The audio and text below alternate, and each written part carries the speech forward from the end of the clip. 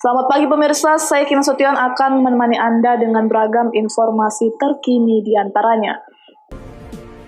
Aparat gabungan razia masker di pajak Singgabur Pak Barat. Pencuri uang kotak infak di Medan ditangkap warga.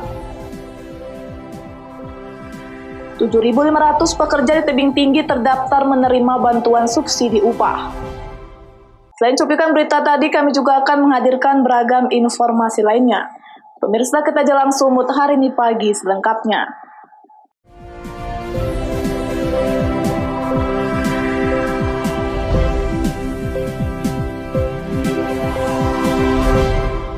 Kita ke informasi pertama pemirsa, TNI, Polri, serta Satpol PP melakukan razia masker di pajak Singgabur. Razia dipantau langsung oleh Camat Sitelu Tali Urang Julu. Warga tidak mengenakan masker didenda Rp100.000 dan diberi sanksi sosial.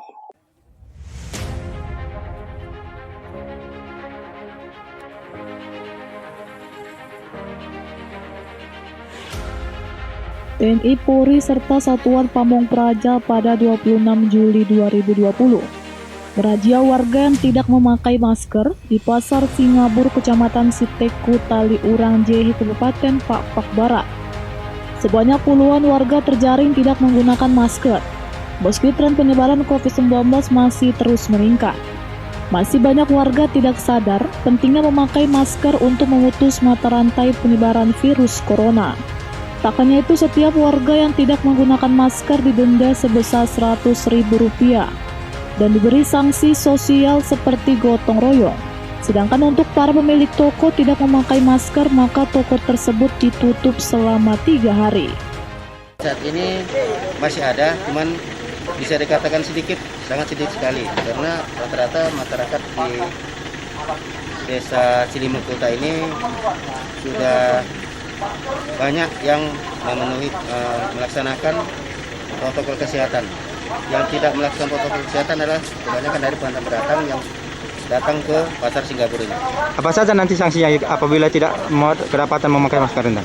Jadi sesuai dengan peraturan dari Bupati, sanksinya adalah denda uang sebanyak Rp100.000, kemudian kerja bakti selama 30 menit, dan pencabutan izin terhadap pelaku usaha yang tidak melaksanakan protokol.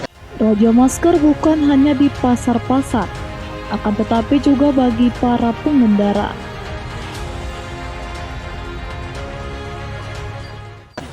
Sesuai dengan monitoring kita pada hari ini, masih saja kita temukan masyarakat kita yang tidak menggunakan masker, baik itu pembeli maupun pedagang.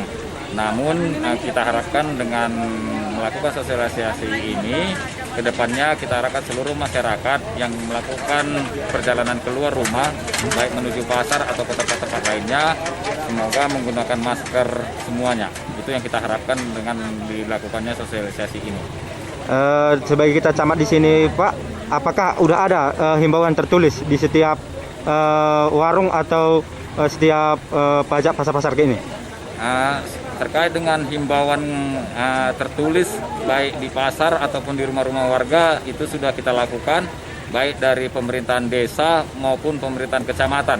Jadi ini sudah kita lakukan sejak diberlakukannya kondisi darurat COVID ini. Jadi Petro Citra Cibru melaporkan untuk Evarina TV. Pemirsa, tim gugus tugas percepatan dan penanganan COVID-19 Kabupaten Nias umumkan 1 orang terpapar COVID-19. Pasien adalah pria berinisial WW 40 tahun, seorang ASN di kantor Camat Hiliduho.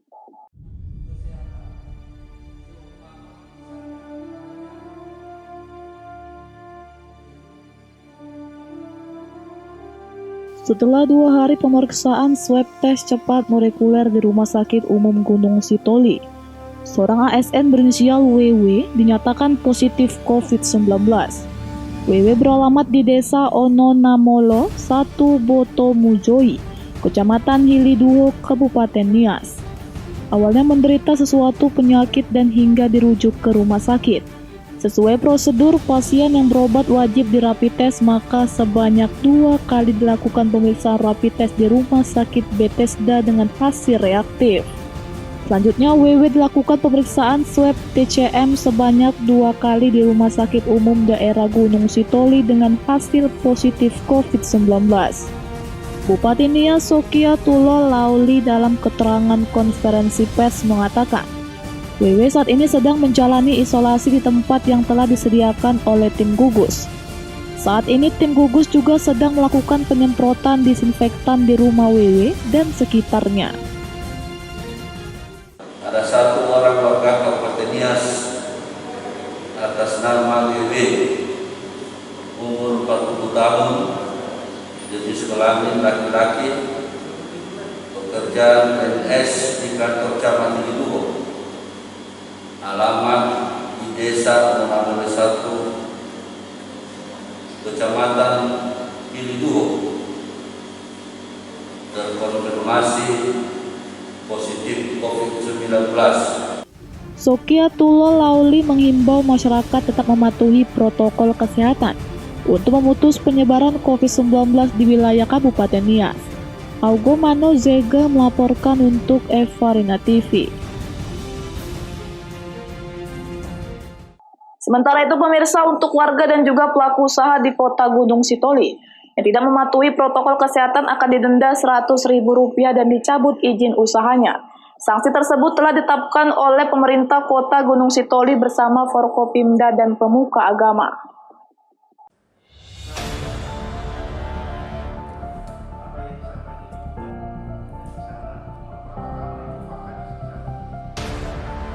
Kasus positif COVID-19 di Kota Gunung Sitoli semakin bertambah dan semakin banyak pula warga yang mengabaikan protokol kesehatan.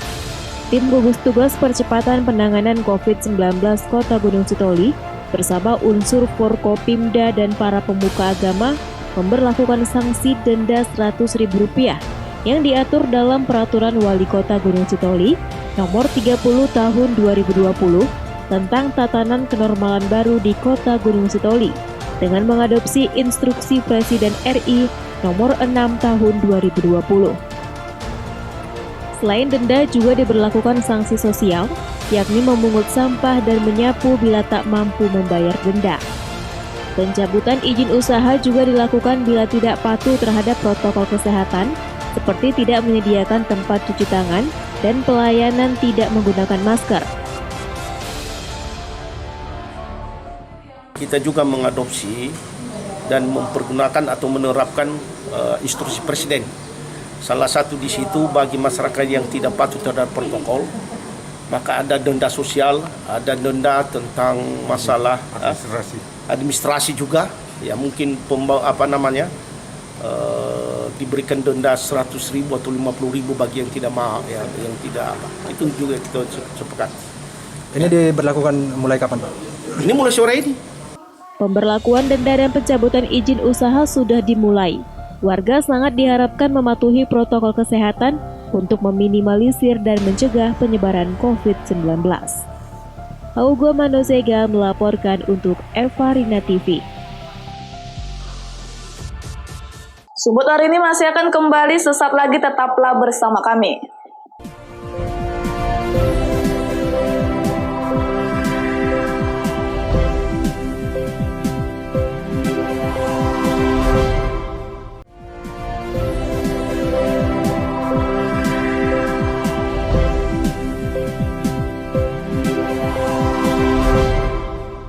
Terima kasih masih bersama kami. Pemirsa, mengambil uang kotak infak di salah satu masjid di Medan. Seorang pria parubaya ditangkap warga setelah aksinya mengambil uang terekam kamera CCTV.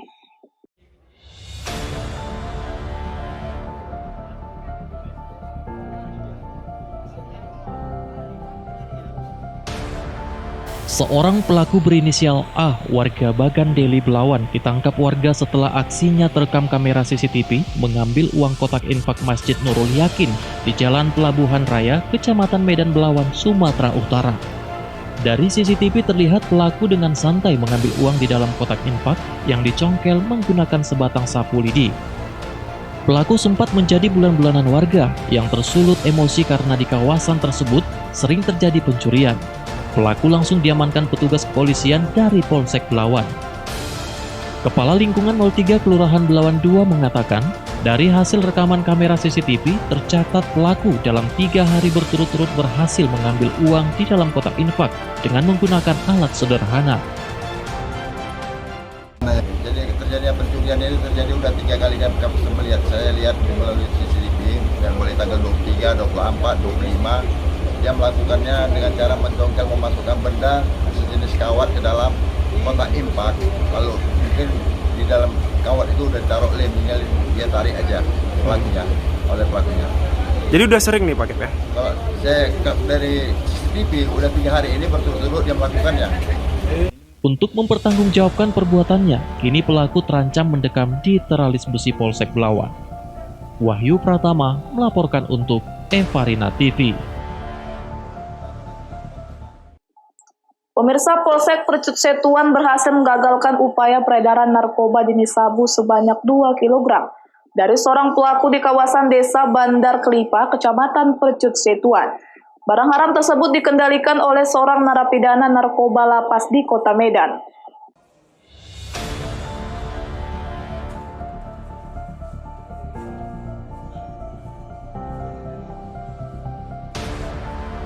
Terbongkarnya sindikat narkoba ini berawal dari tertangkapnya tersangka N saat berada di kawasan Bandar Kelipa, Kecamatan Percut Setuan.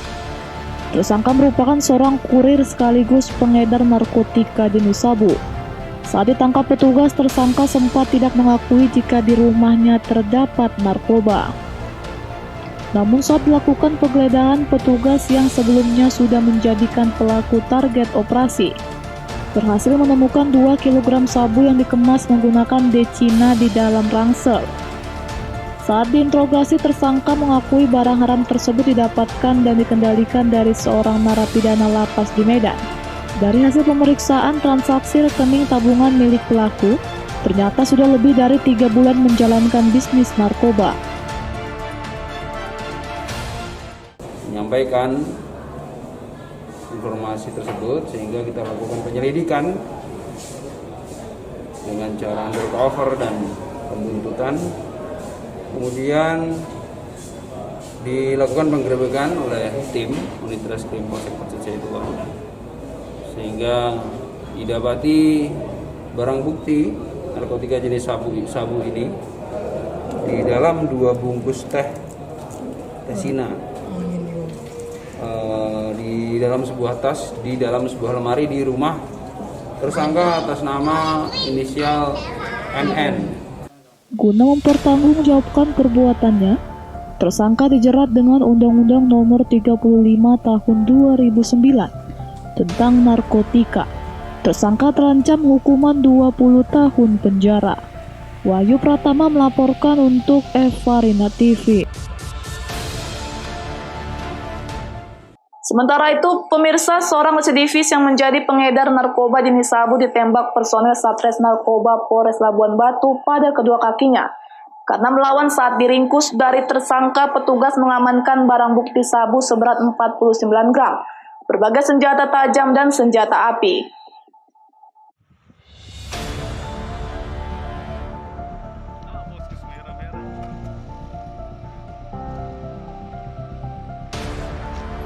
J, warga Berombang Panai Hilir Labuhan Batu, seorang tersangka pengedar narkoba jenis sabu ini akhirnya meringis kesakitan usai timah panas milik personel Satres Narkoba Polres Labuan Batu, Sumatera Utara bersarang di kedua betisnya.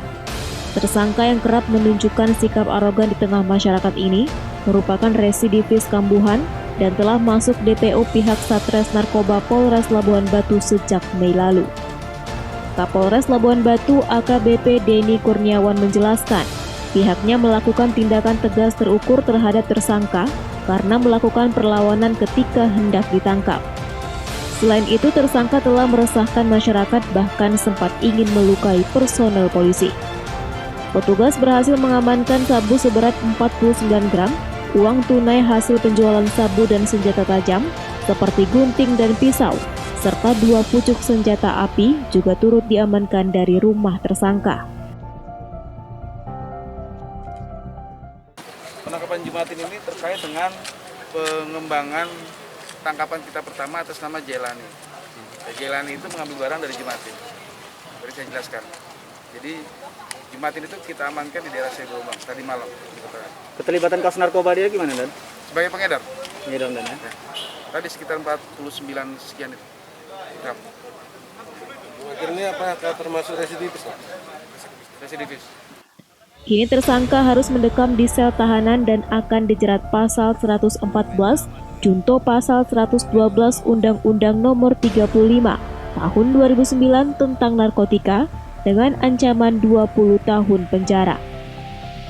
Ucok Sitorus melaporkan untuk Eva Rina TV.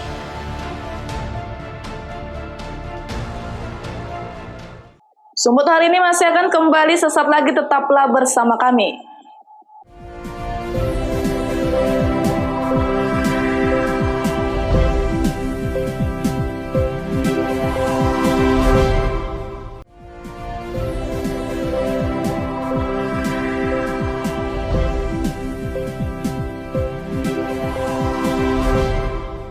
Terima kasih masih bersama kami. Pemirsa, sebanyak 7.500 pekerja di Kota Tebing Tinggi, Sumatera Utara telah mendaftarkan diri sebagai penerima bantuan subsidi upah dari pemerintah pusat sebagai kompensasi dampak pandemi COVID-19.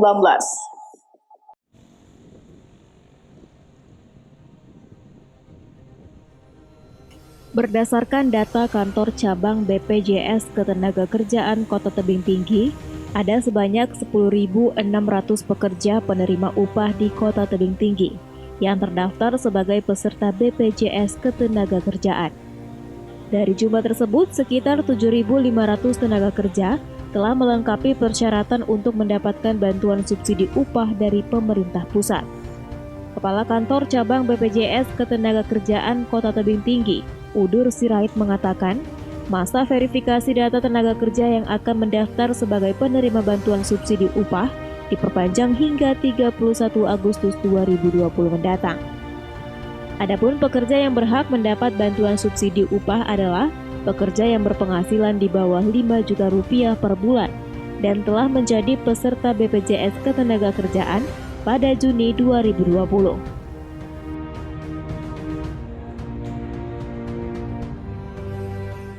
Untuk informasi berkaitan diterima atau tidaknya bantuan tersebut, kita serahkan kepada pemerintah pusat.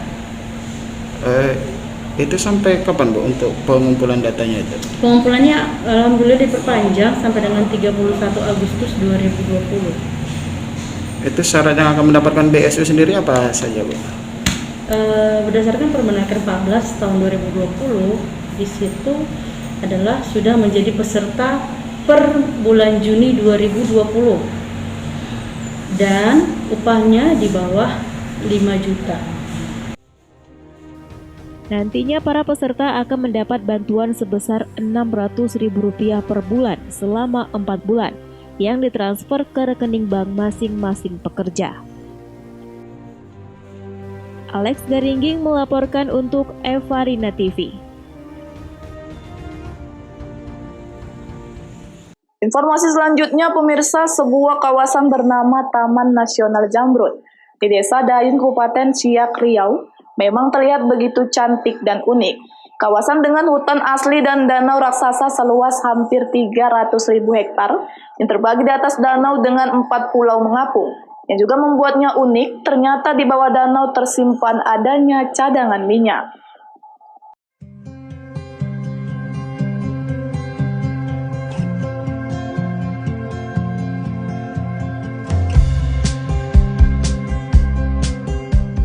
Kawasan ini memang begitu hijau, asri, dan cantik. Memiliki 4 pulau, yakni Pulau Besar, Pulau Tengah, Pulau Bungsu, dan Pulau Beruk yang konon bisa berpindah, sehingga sering disebut sebagai Pulau Hanyut. Karena pijakan pulau yang berupa gambut membuatnya tergantung atau tidak menempel pada dasar Danau Zamrud yang merupakan danau rawa gambut terbesar kedua di dunia setelah Brazil. Inilah Taman Nasional Zamrud, sebuah kawasan yang berada di Desa Dayun, Kecamatan Dayun, Kabupaten Siak, Riau, dengan luas danau di Pulau Besar mencapai 28,4 ribu hektar dan danau bawah seluas 360 hektar. Menjadi salah satu cagar biosfer di Riau dengan keanekaragaman hayati termasuk hewan yang dilindungi seperti ikan arwana.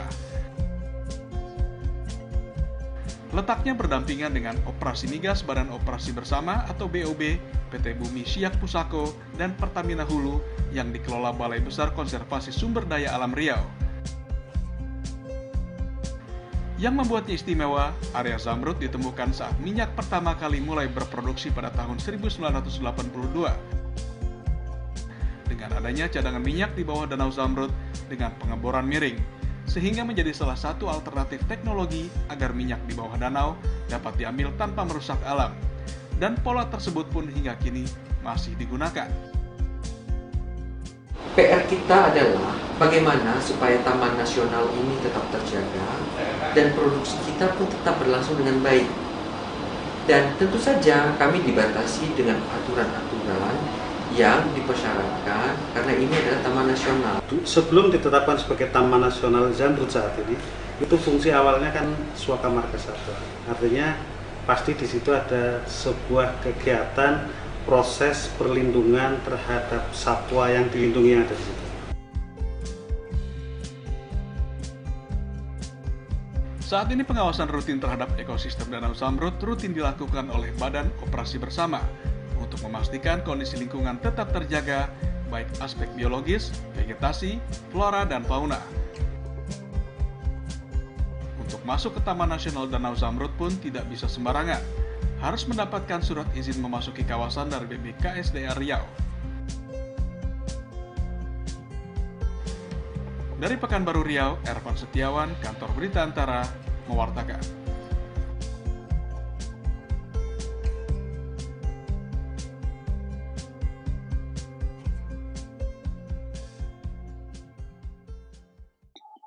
Pemirsa, demikianlah rangkaian informasi dalam Sumut hari ini pagi ini. Saya Kiki Nasution mewakili kerabat kerja yang bertugas pamit undur diri. Terima kasih atas kebersamaan Anda dan sampai jumpa.